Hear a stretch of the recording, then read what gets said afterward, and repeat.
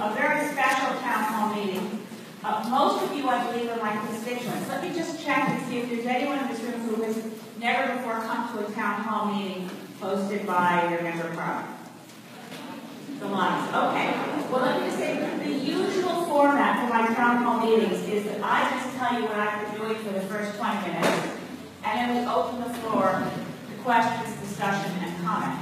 Tonight is different, and as you know from the householder that you received in your mailbox, this is focused on an issue that came up in the town hall meetings that we last held in January. I have to say, and those of you who were those town hall meetings know the extent of concern that I heard from my constituents about the proposal for a floating liquefied natural gas plant in the Saanich Inlet, where it was basically an extreme degree of concern. Now, I was reporting to you on what I've been doing even before those town hall meetings last January. I want you to know that in my first meeting with the new Minister of Transportation, Mark Garneau, my first meeting with him was in November, and I started pressing him then on the need for regulating in Canada setback and hazard zones for the movement of LNG tankers. Those regulations exist in the United States. We need them in Canada, so I've been pressing our Minister of Transportation on that, and I've been pressing our Minister of Environment and Climate Change, Catherine McKenna, on the need to have standard regulations, not one specific plant or another, but for all facilities on coastlines, that we have closed loop systems and not allow ones through cooling where water that's been warmed and chlorinated is not back to the inlet. So I have taken a position publicly. I think the first time I said so publicly was at the AGM of the Saanich Inlet Protection Society, but it may have been sooner. Basically, the first time anyone asked me about this proposal, I felt very comfortable saying no. It's a very bad idea for many, many reasons. But I'm not the expert here tonight to share with you what those reasons will be. I just want to do some introductions and lay down some ground rules. So ground rules in my town hall meetings are that all comments are treated with respect. All of us are here as concerned citizens. This is not a partisan gathering. And we want to make sure in a session like this where we have experts and knowledgeable people here that they get a chance to speak, and that all of you get your opportunity to put your concerns forward. So now we'll begin where I should have begun from the beginning. I want to start by acknowledging that we're on the unceded traditional territory of the Saanich people and express our enormous gratitude and respect to particularly our Chief Don Tom, who's here with us, will be our first speaker. So I want to say hi, Shika, raise my hands to you in honor to all the First Nations people and the territories on which those of us who are not First Nations are privileged to be able to reside. We're going to hear from three very key participants, experts in this issue. First, Chief Don Tom, Chief of the Sartland First Nation. Then, taking a big scale approach first, we're very privileged to be joined here tonight by Andrew McFarland, who is a nationally known and best-selling author and journalist, and has recently moved from Calgary, saw the light, and moved to Vancouver.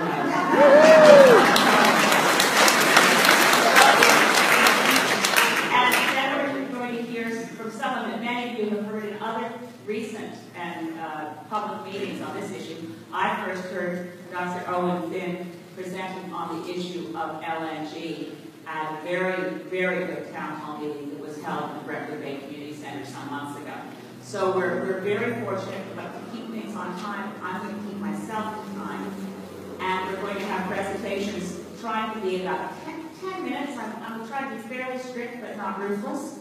To have the first half hour be 10 minutes from Chief Don Tom, 10 minutes from Andrew McFarland, and 10 minutes from Dr. Owen Finn. And you'll be able to tell very, very quickly that 10 minutes does not do justice to what they have to share with us. But we want to make sure we have time to hear from you. And I hope you appreciate that this is a security-free event.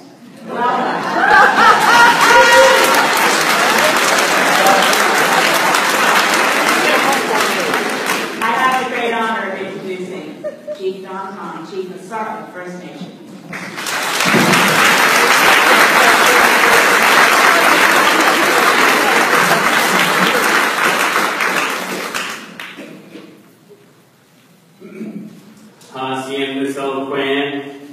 CMCA, Hyde, Sadka, Quetzi, Tab, Tatoldomet, and the Quail.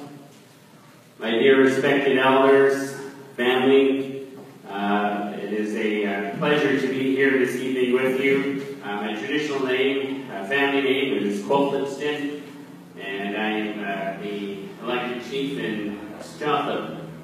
I see some familiar faces from earlier this week. Good to see you again. I'm very pleased to see that we didn't have security at the door.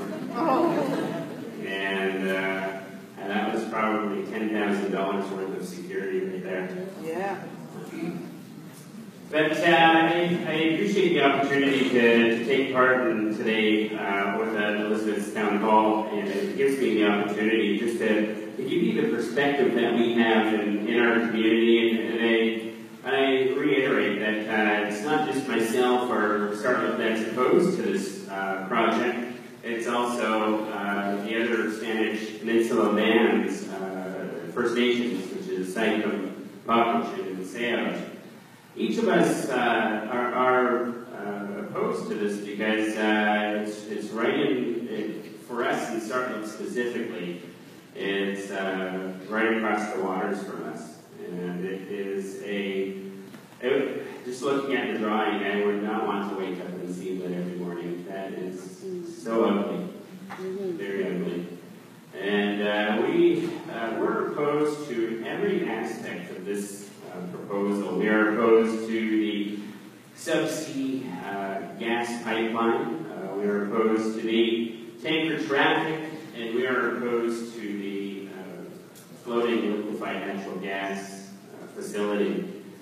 To us, it's a reckless and dangerous project that does not benefit many. It would benefit, I'm sure, Steelhead's board members and their stakeholders, but I just don't see the benefit for us. It would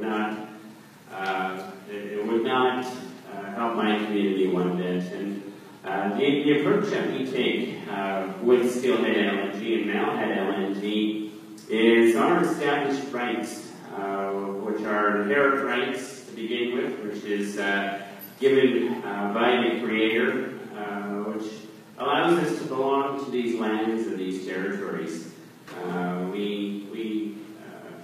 There was a point in time where the animals were human, and we were all human, and they transformed very easily.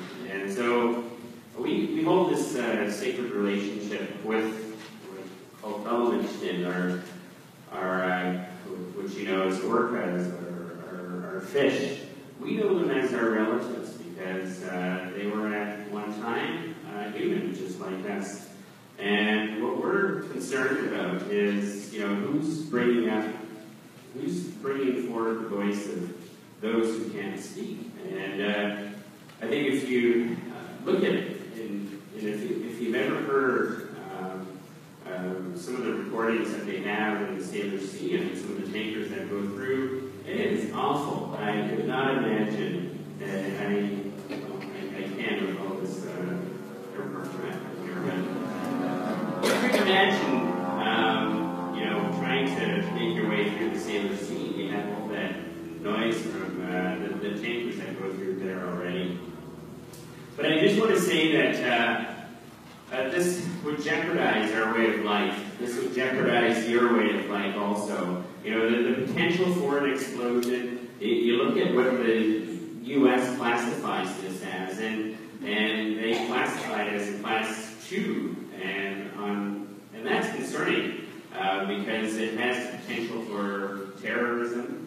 That's one of the primary concerns is if tanker traffic comes through here, what sort of safety measures are in place to ensure that there is no terrorism of an explosion of a tanker or somebody who wants to do such a thing? I couldn't imagine it, but it is a concern, which is why we are also opposed to it. But going back to our position on this treaty, our rights and LNG, and if you saw them here earlier this week, they continue to deny the rights that we have here in Saanich absolutely denied, and the question was asked to them, how can you proceed forward with a project like this when a proponent was stopped in Saanich Bay Marina and our rights were established there, that clearly said that the province cannot issue any permits or licenses that would infringe upon our Douglas Treaty rights or the continuity of our Douglas Treaty, that the province cannot interfere in matters of our Douglas Treaty, that they do not have jurisdiction. And let me say again that Premier Christy Clark and her Liberal government does not have jurisdiction to approve such a project in the Saanich Inlet. And that is the position not only for Sarah, but the other for 3 other Saanich chiefs here in the inlet.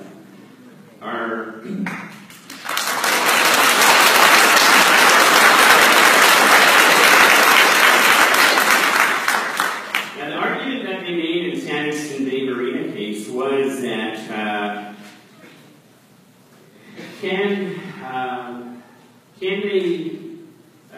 is the Douglas Treaty, is it qualified by unoccupancy?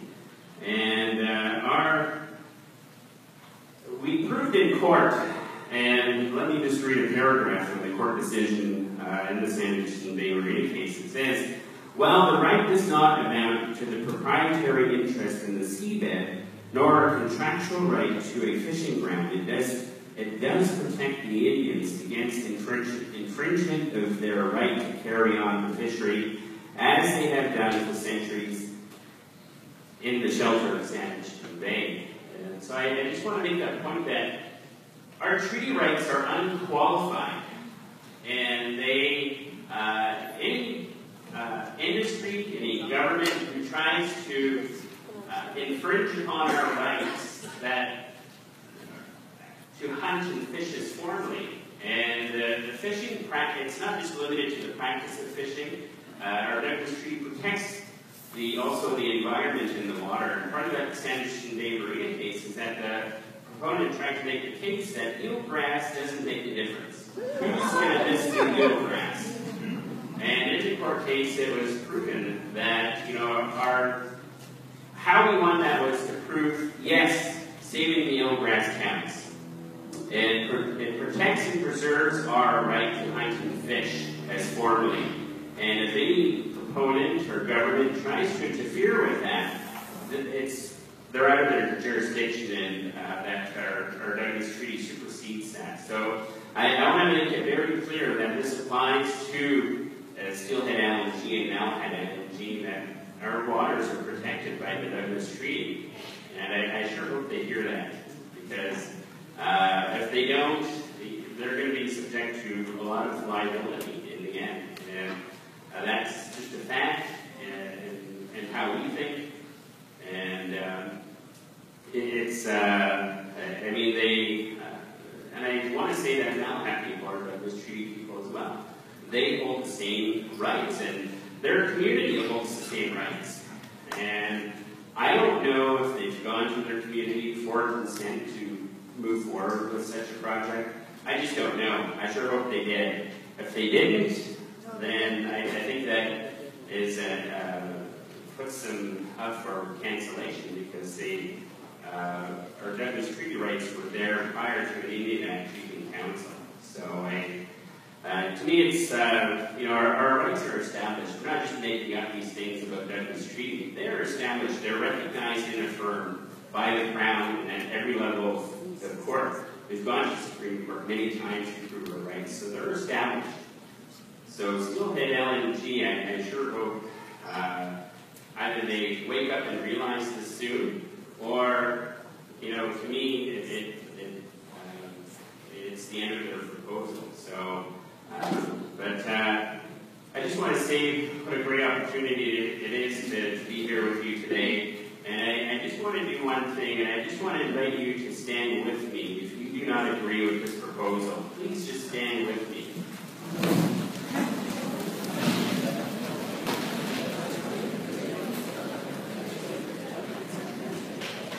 Thank you very much.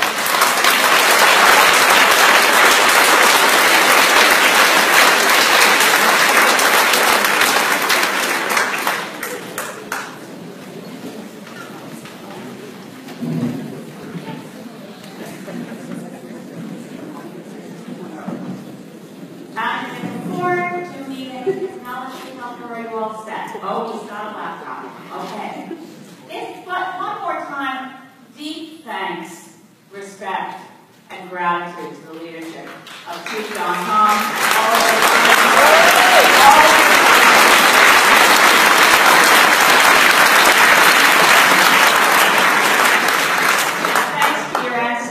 Negotiating one of the very best, strongest, best, unqualified trees, yay, Douglas trees.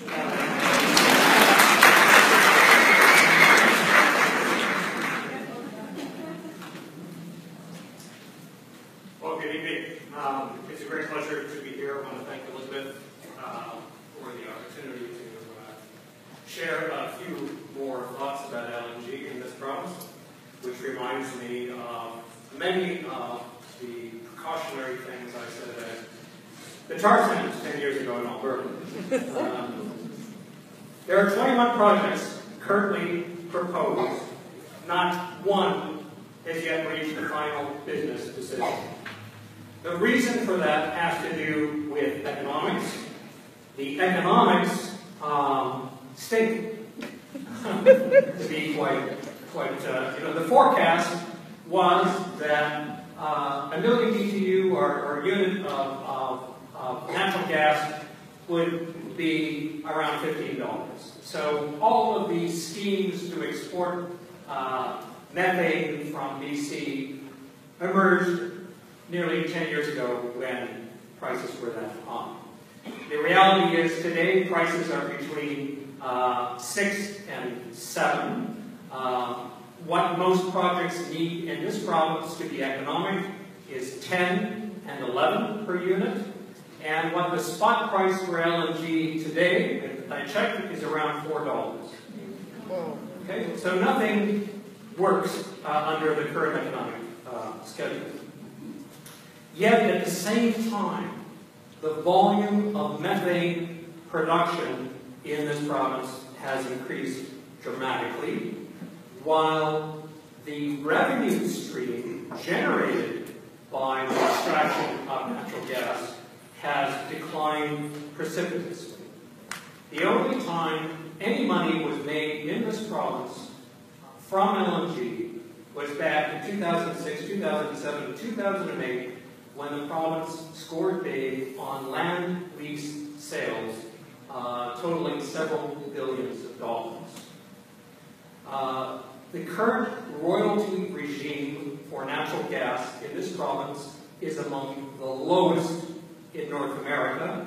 The owners of the resource, British Columbians, made but $151 million last year. At the same time, the government gave away back to industry in the form of credits $186 million. So do the math. The only reason there is a shale gas industry at this point in time in northern BC is because it is subsidized by you, the taxpayer. Subsidized water, subsidized geoscience, subsidized road credits, subsidized pipeline credits, and a government that will bend over backwards. I was struck by the fact that several years ago I came across a PowerPoint by members of the government that said this: how is the BC government actively facilitating investment in shale gas? Royalties lowered, regulations reduced, improved road access, high-quality geoscience, full access to drill core and cuttings, service sector strategy, and on. The model you have for shale gas development in this province is essentially a Soviet one almost entirely funded, promoted, and advocated by one political party. But lastly, I mean, just about every number the government has used on LNG has turned out to be false or a lie or totally inappropriate. The government has promised that the industry will generate $100 million in savings for the owners of the resource. So far, they have generated nothing, but to make it look a little bit better than that, they took $100 million from revenue going to the medical services plan, and they set it aside in their LNG savings fund. A lot of places would characterize that as fraud. The last few comments I want to make really have to deal with the technology behind all of this. 90% of all oil and gas wells in this province today are being fracked. What is fracking, you ask? Fracking is a highly disruptive, unpredictable technology that shatters rock formations with extreme force. This is not an innovation. This is merely application of brute force. And when certain forms of brute force don't work, you up the pressure and the power. So in northern BC, you'll take anywhere from 5 million to 10 million to 15 million to 25 million gallons of water, and you will inject it at very high speeds, 1 to 2 miles underneath the ground, along with chemicals and sand. And the sand is injected to keep fractures open in the rock. The enormous amount of water injected is to break open that rock with either new fractures or to find the old fractures in the shell formation. And the force is so extraordinary that industry cannot control where all the fractures will go. They cannot control what other natural fractures they might connect to. They cannot control what faults these fractures might connect to. So here's something that an executive of one of the big fracking companies in the United States recently said. He's an executive with Baker Hughes. He said 70% of frack jobs do not reach their production targets. In other words, the fracks are going out of zone in other places. 60% of all fracture stages are ineffective. And lastly, 73% of all operators say they do not know enough about the subsurface and the faults that lie in the ground. Now, many of you might have experienced the earthquake back in January 4.6.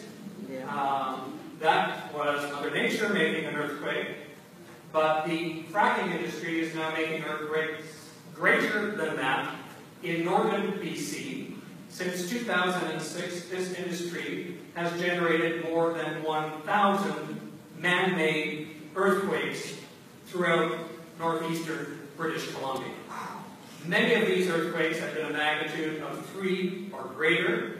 Progress Energy, which is owned by Petronas, recently was responsible for 4.6 magnitude earthquake. Restfall, a firm from Spain, just across the border in Fox Creek, was responsible for a 4.8 magnitude earthquake. These are the largest earthquakes ever generated by hydraulic fracturing on the planet. And scientists are very concerned about these earthquakes and the threats they pose to public safety, to dams, to roads, and building infrastructure, which was not built to sustain these kinds of earthquakes in northern BC.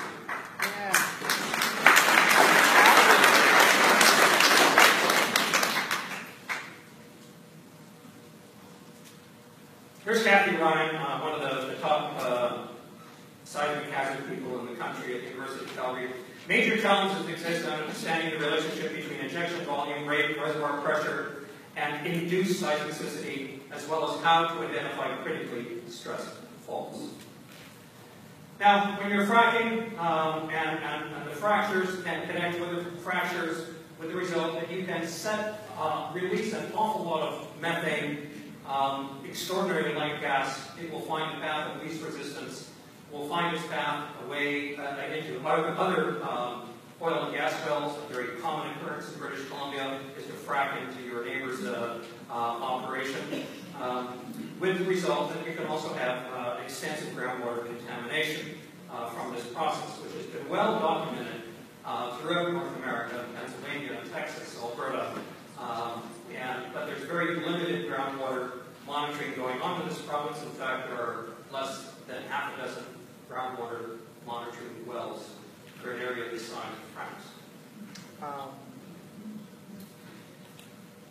The last point I want to make about fracking and why it is a hazardous technology has to do with an old and existing liability in the oil and gas industry.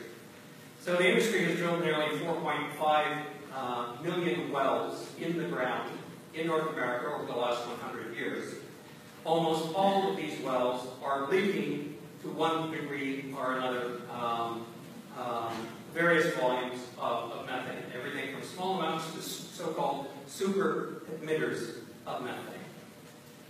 What fracking does, because fracking is really all about making small earthquakes in the ground, while you're shattering these rocks with this extreme force, you are destabilizing this existing infrastructure in the ground, and you are aggravating the existing problem of leaks, massive methane leaks from oil and gas wells, not only in British Columbia, but also in Alberta.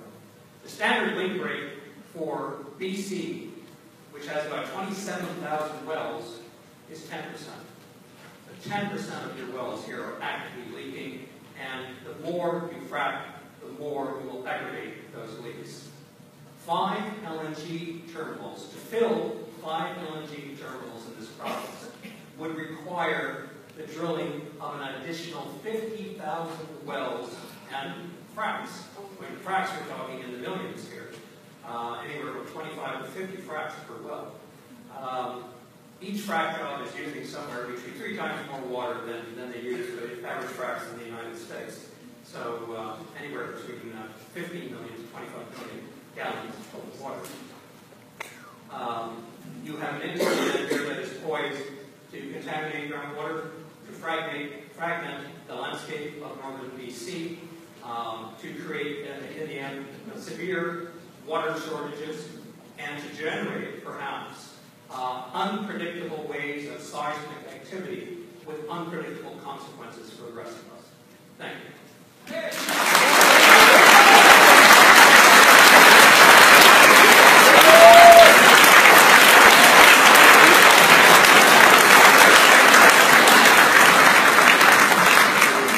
Thank you, Andrew, and you thank me for inviting you. That's insane. And thank you for driving all the way down from Campbell River and giving us your time. And I want to make sure I also thank Tanner's Books for being here and having copies of your books for sale. I hope you might be able to sign some after, but Slickwater, Andrew's most recent book, deals with the fracking industry in detail.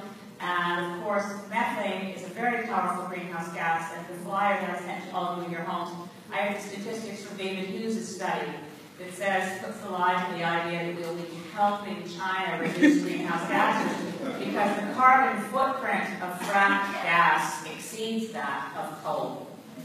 So our next speaker, Dr. Owen Finn, has his undergrad was in chemistry, as was his PhD. And then he had a master's in business administration and international business, and was a partner for many years in KPMG. So as a retired partner in KPMG, it's as if the public hired him. We're very lucky, because as a volunteer for the last 2 years, he's been researching this industry, the climate issues, the safety issues, the environment issues, and the economics. And I know we've been privileged to have him come to our meeting before. And we thank you so much for leaving Bowen Island to come to Vancouver Island. Thank you very much.